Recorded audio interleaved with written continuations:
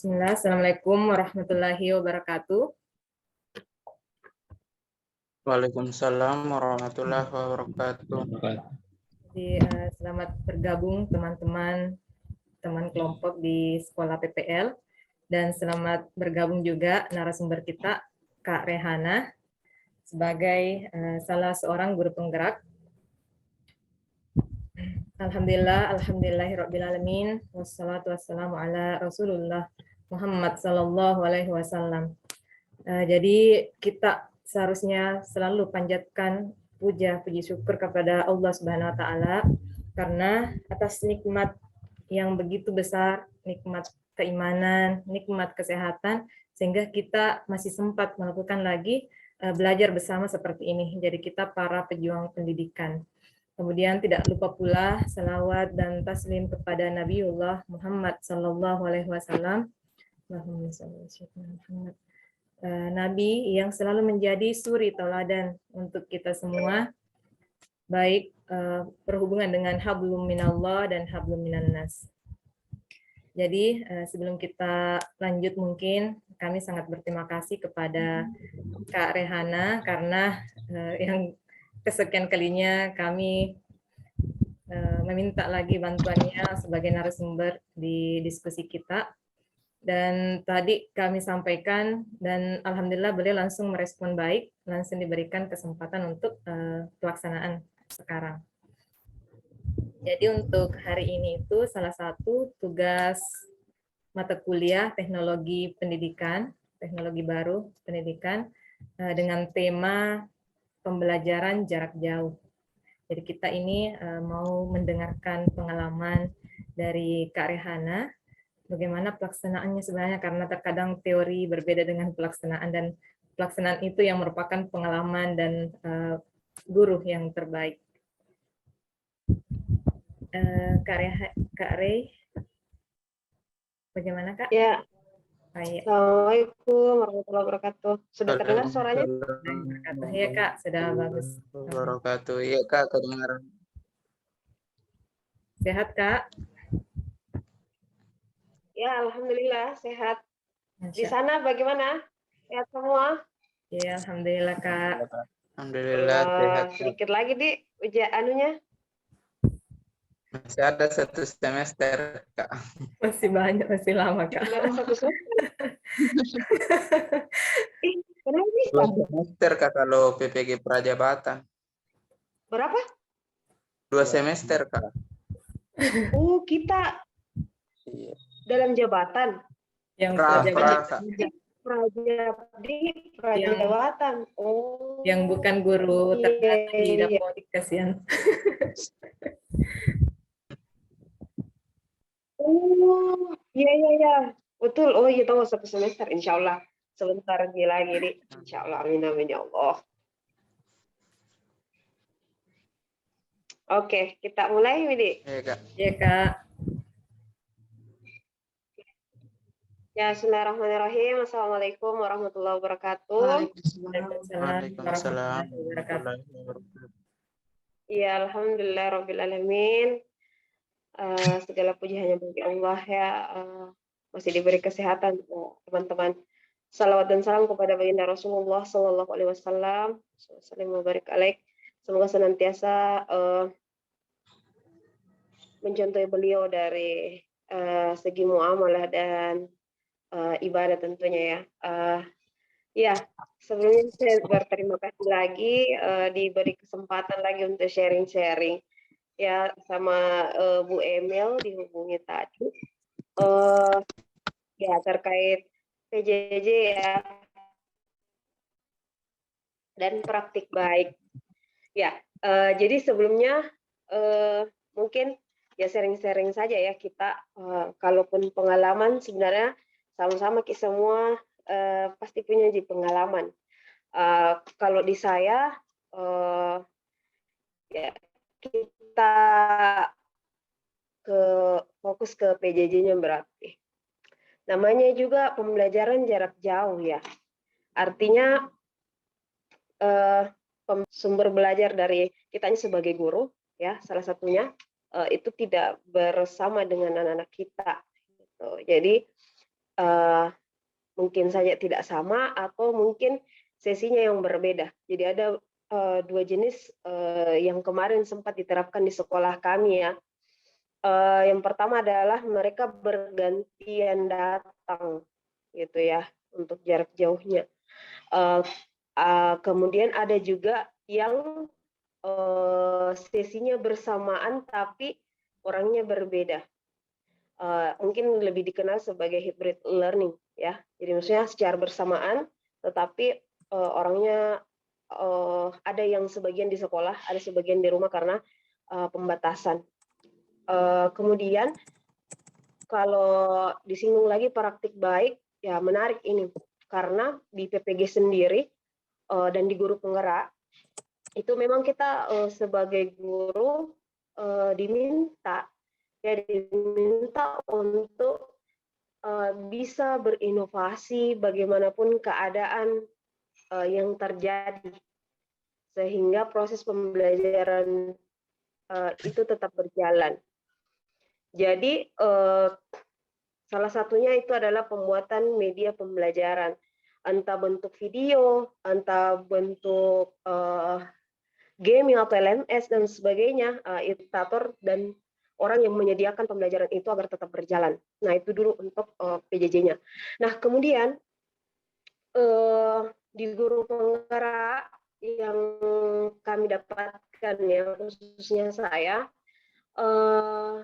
pengalaman itu cukup berharga. Kenapa? Karena betul-betul terpakai di masa pandemi kemarin juga kan, masih range-nya antara dapatkan. Jadi ketika kami dapatkan itu di guru penggerak, kita bisa terapkan juga di anak-anak.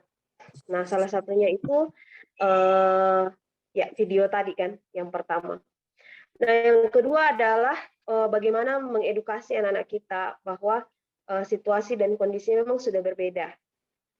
Tidak semua tidak bisa datang, tapi di tengah keterbatasan itu kita masih bisa mengoptimalkan pembelajarannya.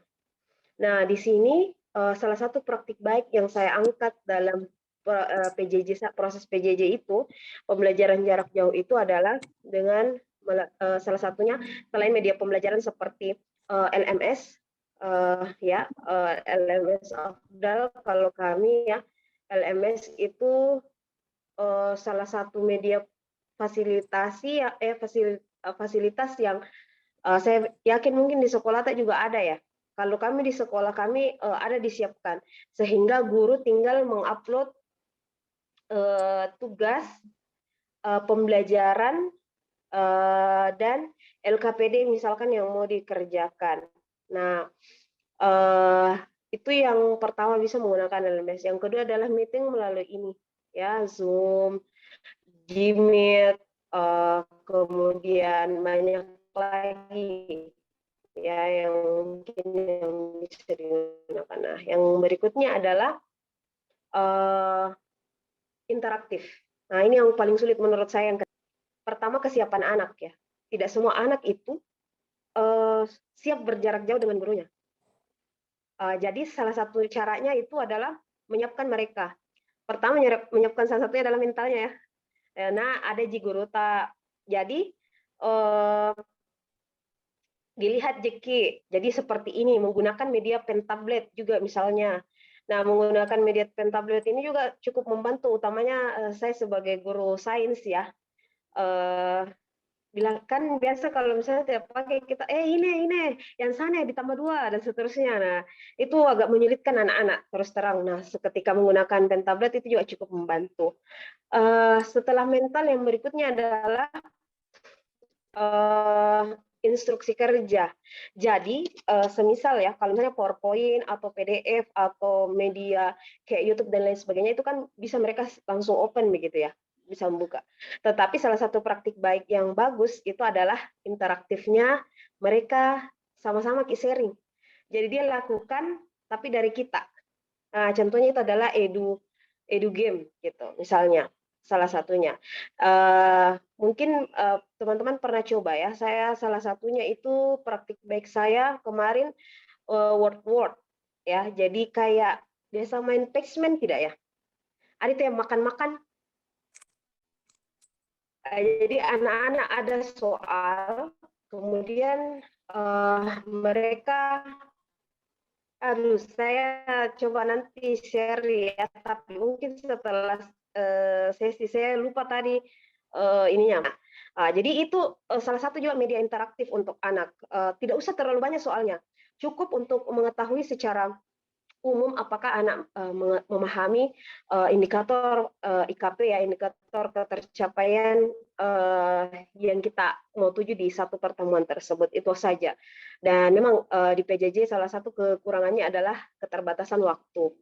Itu tidak bisa juga dipungkiri, selain terbatasnya ruang karena kita tidak berjumpa, juga terbatasnya waktu. Nah, durasi waktu umumnya untuk SMA itu kan 45 menit ya. Sementara ketika kita PJJ itu terbatas 30 sampai 35 menit saja. Sehingga betul juga kata permen dari Pak Nadiem yang mengatakan bahwa setiap KD untuk kondisi darurat, sehingga kita guru bisa menyesuaikan KD-KD mana saja yang bisa kita lakukan. Nah, yang berikutnya adalah untuk konsep PJJ ini adalah KD esensial. Nah, ini penting ya, KD esensial. Kenapa? Karena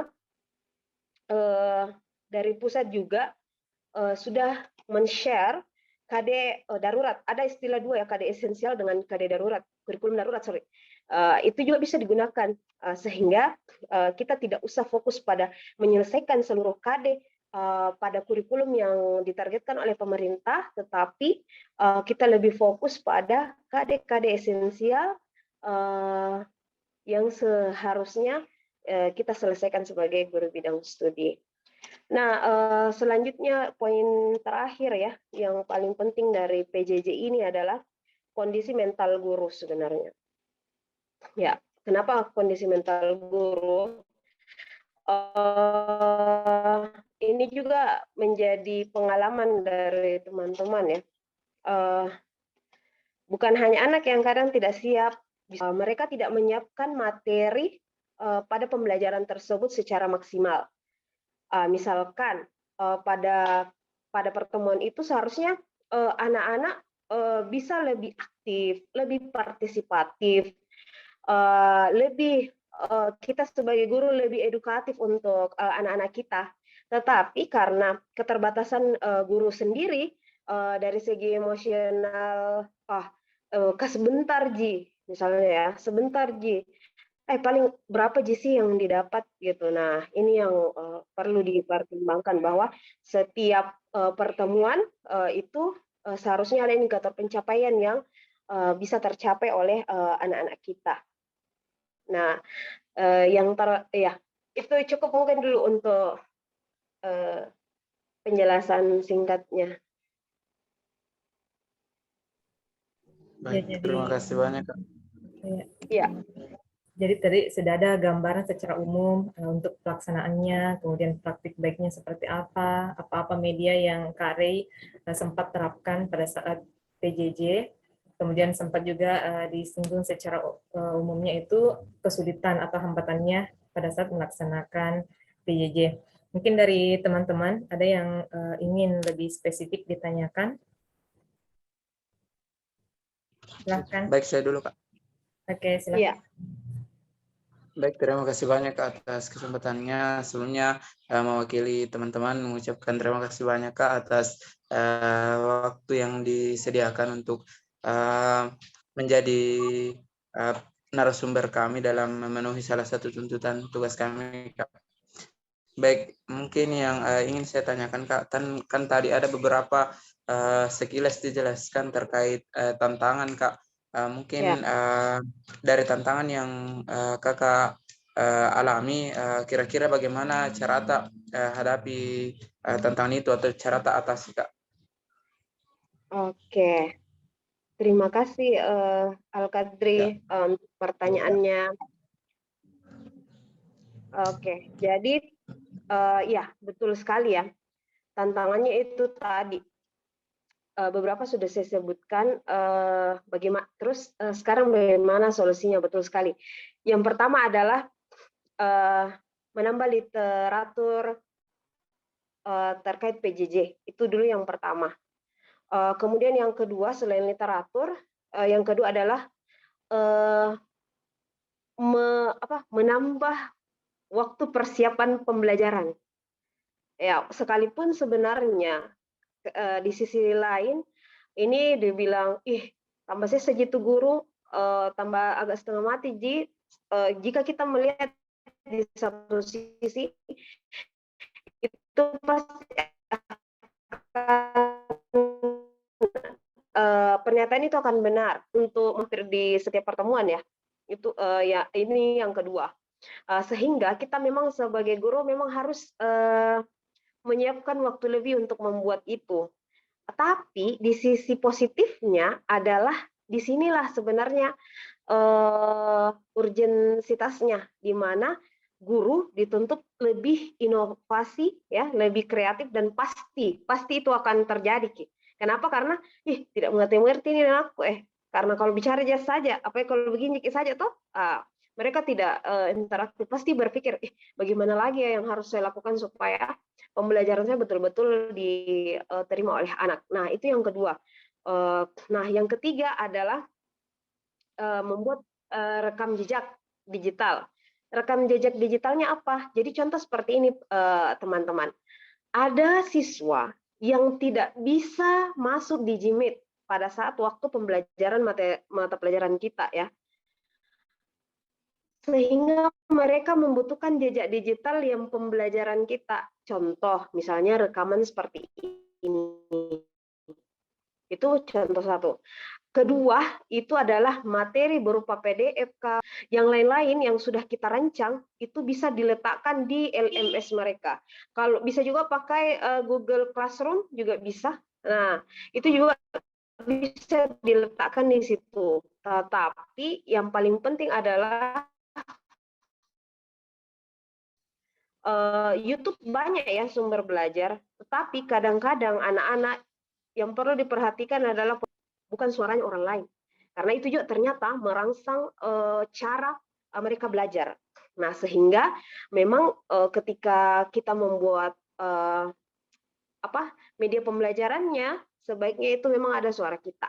Kalau misalkan itu berupa video ya. Kalau misalkan berupa PowerPoint, kita jelaskan juga ke anak-anak kita seperti itu. Jadi ada rekam jejak digitalnya yang kita sematkan, karena bagi anak-anak yang tidak bisa gabung di Gimit, dia masih bisa membaca media pembelajaran yang kita lakukan pada hari itu ya. Dan yang terakhir tantangan solusinya adalah banyak uji coba. Contohnya ya, ketika saya mau buat media interaktif, itu kan saya harus kayak bikin akun dulu, terus coba dulu. Jadi kadang itu saya sesama teman guru, coba ya Bede, masuki ke link ini, coba jawab pertanyaannya dan lain sebagainya. Nah itu salah satu cara ketika kita mulai play ke anak-anak itu betul-betul siap diuji menghadapi PJJ, dan salah satu praktik baik yang cukup membantu anak-anak. Dan yang terakhir mengatasi tantangan itu adalah memberikan refleksi diri. Ya, memberikan refleksi diri yang diisi oleh siapa? Oleh anak-anak. Bisa melalui Givom ya. Kenapa? Karena refleksi ini bagus ya untuk kita sebagai guru. Tapi sebelum kita meminta refleksi diri ke siswa kita, ini selalu saya sarankan ke teman-teman saya. Beberapa kemarin waktu sempat sharing juga ke beberapa teman guru di beberapa unit di sekolah, saya bilang begini, ketika guru mau merefleksi, ada pondasi yang betul-betul perlu dilakukan oleh guru, yaitu mentalnya guru. Kenapa? Karena ada guru yang tidak siap untuk dikritik oleh siswa, ada guru yang tidak siap untuk menerima kekurangan dirinya ketika memberi pembelajaran, maka siapkan dulu itu sebelum memberikan refleksi diri kepada siswa. Dan saran saya ini sangat bagus, sehingga kita tahu, oh di mana celah saya mengajar. Bukan untuk mencari kekurangan ya, tetapi untuk memperbaiki proses pembelajaran di setiap pertemuannya. Gitu. Terima kasih banyak Kak atas penjelasan Iya. Kak. Iya. Ya, jadi luar biasa sekali sudah ada pencerahan yang diberikan, karena terkadang kita pikirnya itu PJJ susah, PJJ itu banyak kendala, ternyata sudah ada tadi beberapa solusi pencerahan dari Kak Rey. Mungkin dari teman-teman yang lain masih ada yang mau ditanyakan? Mungkin saya Kak, Ya, Ya. silakan Ulben. kan dalam pembelajaran jarak jauh itu Kak, kan tidak bisa bagaimana dikontrol langsung itu peserta didik yang tidak fokus di dalam proses pembelajaran itulah. Nah, kalau pembelajaran jarak jauh begini, pertanyaan saya itu Kak, betul. bagaimana cara tak untuk pastikan ini peserta didik tetap fokus pada saat proses pembelajaran itu Kak? Oke. Terima kasih Kak. Ya. Jadi memang betul yang dikatakan oleh Pak Ulben. Bagaimana itu fokusnya bisa terjaga sampai durasi pembelajaran selesai. Ini berat sekali juga ya. Salah satu tantangan terbesar juga. Jadi caranya begini, salah satu karena ini juga menjadi bahasan di rapat Dewan Guru kami, karena masalah fokus siswa yang kadang up and down. Bahkan ada siswa yang pada umumnya sebelum dilakukan PJJ ini, dia memiliki hasil belajar yang luar biasa ya.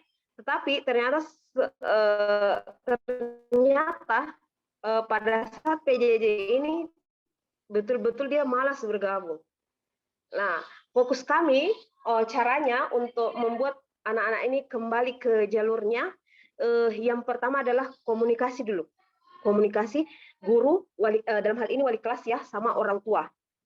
Kemudian kedua, kalau menyangkut guru bidang studinya, mereka membuat kelompok-kelompok kecil melalui sosial media dilakukan.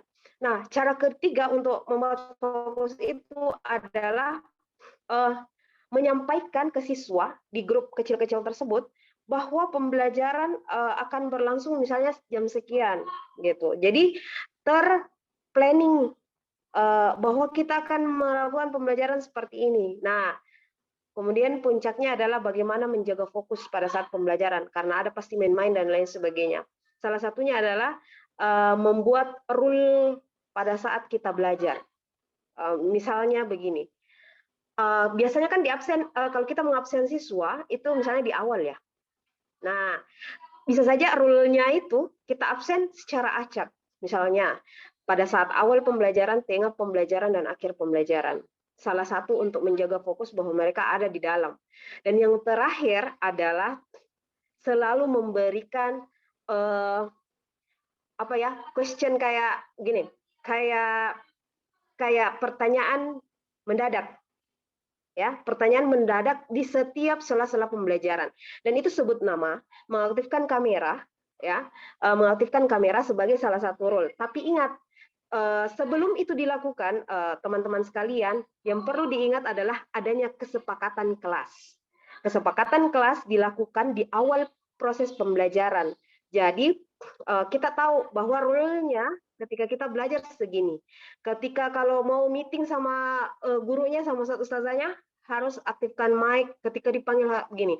Jadi tidak serta-merta langsung di alfa pada saat dia tidak menjawab, tetapi kita membuat dulu kesepakatan kepada siswa. Ini penting loh ya. Kenapa? Karena hal yang paling kadang sering dilupa oleh guru adalah membuat kesepakatan. Jadi misalnya begini, mau Kak saya kasih alfa Ki, mauku karena tidak hadir Ki. Padahal di awal pembelajaran, di awal sekali pada saat mau masuk ke kelas ya, pembelajaran itu tidak ada kesepakatan tak bilang itu menjadi penilaian atau itu menjadi apa. Jadi memang harus ada agreement dulu di awal sama siswa tak. Kenapa ini penting?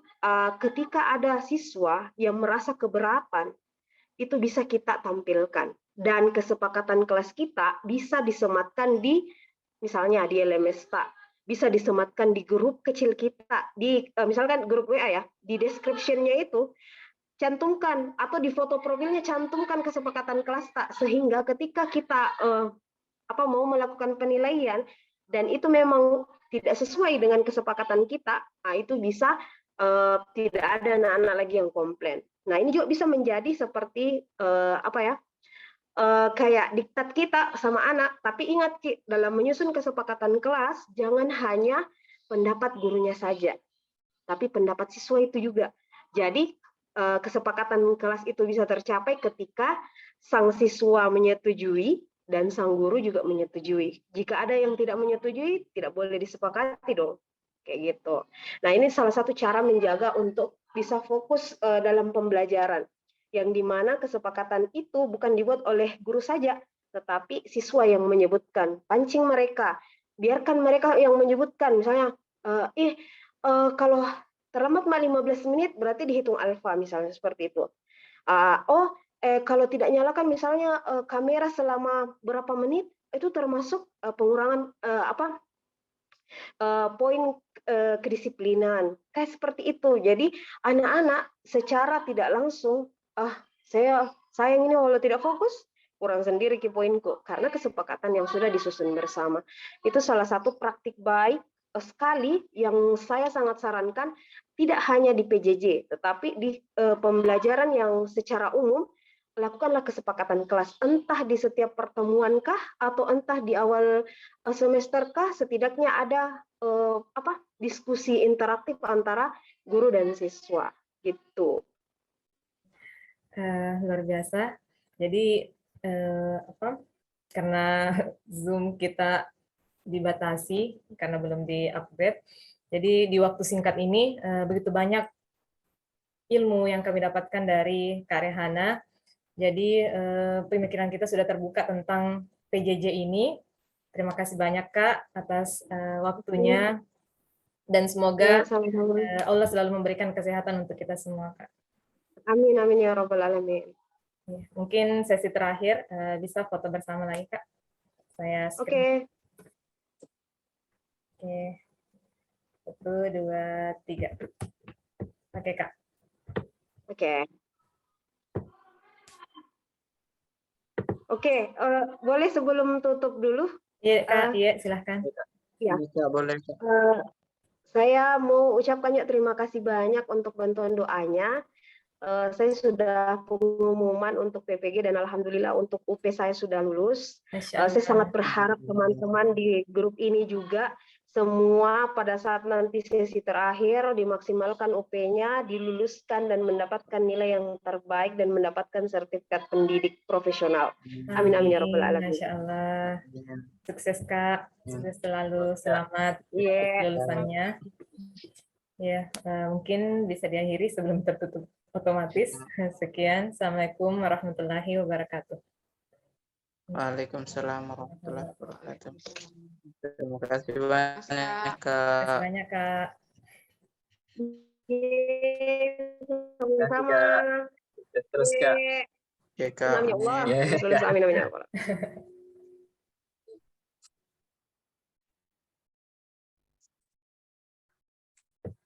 Jangan kita bicara.